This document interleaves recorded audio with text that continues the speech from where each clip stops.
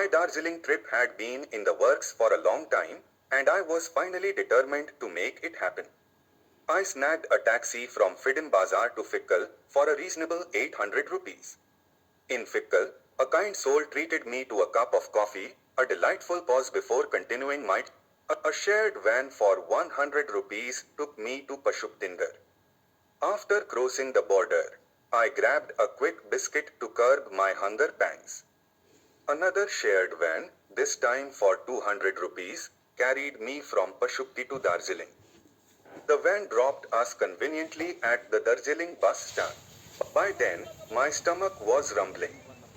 I treated myself to a delicious cream dough for 20 rupees, followed by a satisfying plate of momos for 40 rupees. Refueled, I set off to explore Darjeeling.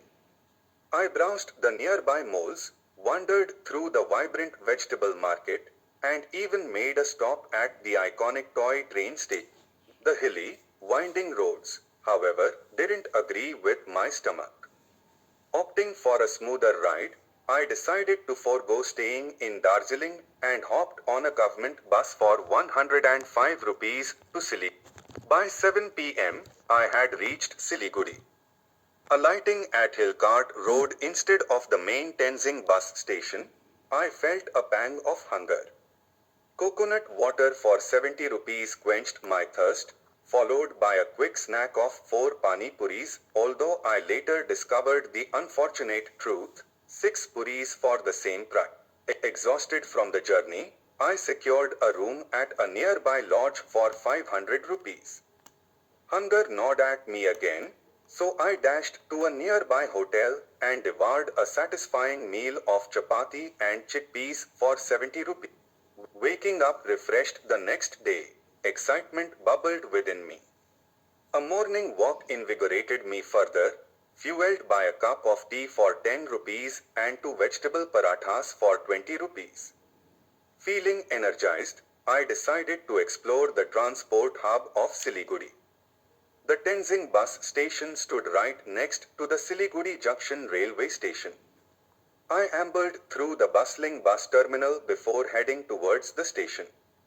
For 10 rupees, I procured a platform ticket, allowing me to spend a delightful hour watching the mesmerizing dance of arriving and departing trains. Later that evening, my journey continued with a train from Siliguri to Jogbani. Interestingly, my ticket, priced at 490 rupees and 40 paise, was for the Bagdogra Siliguri ride. After a morning visit to Siliguri station, I returned to my hotel, freshened up, and checked out.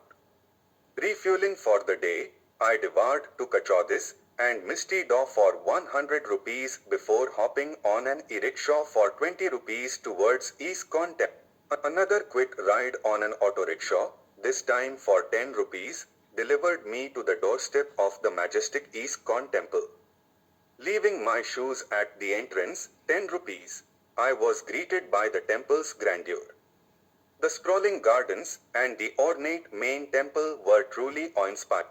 Hunger pangs struck again, and conveniently, the temple offered a restaurant.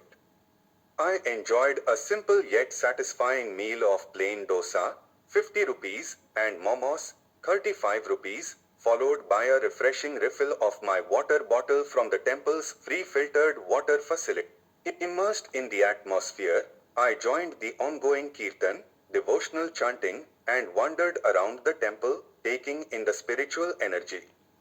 Finally, I took some prasad, blessed food offering, for 20 rupees.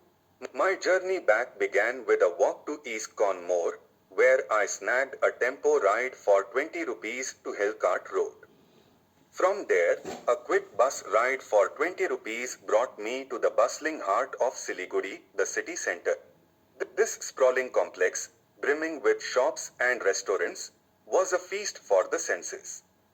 Although I didn't make any purchases, I spent a delightful hour exploring the various stores and soaking up the lively atmosphere. My Siliguri adventure began with a delightful mix of fresh fruits in the city center.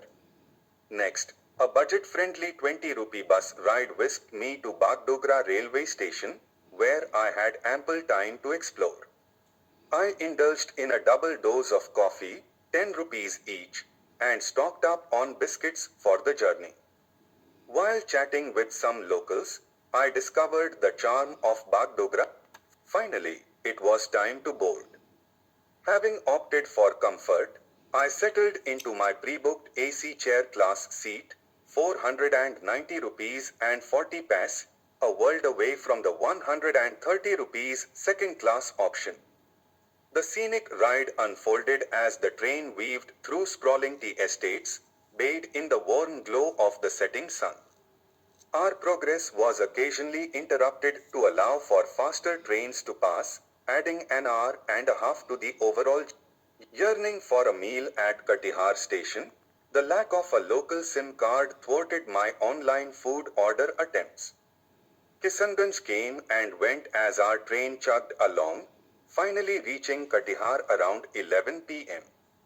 Driven by hunger, I devoured a delicious puri sabzi, 30 rupees, and a cup of coffee, 10 rupees. The clean toilets and comfortable seating in the AC chair coach further enhanced the journey. After Katihar, sleep beckoned, and I drifted off until the rhythmic announcement of Jogbani at 1:45 a.m. woke me. While waiting at the station until 4 a.m., I sipped a warming cup of tea, 10 rupees. Following a local's advice that pedestrians could cross the border earlier than vehicles, restricted until 6 a.m., I set off on foot. Approached by Indian security forces, a quick explanation and presentation of my ID ensured a smooth border crossing. A shared tempo, NPR 50, took me from Jogbani to Bargachi, from where a final walk led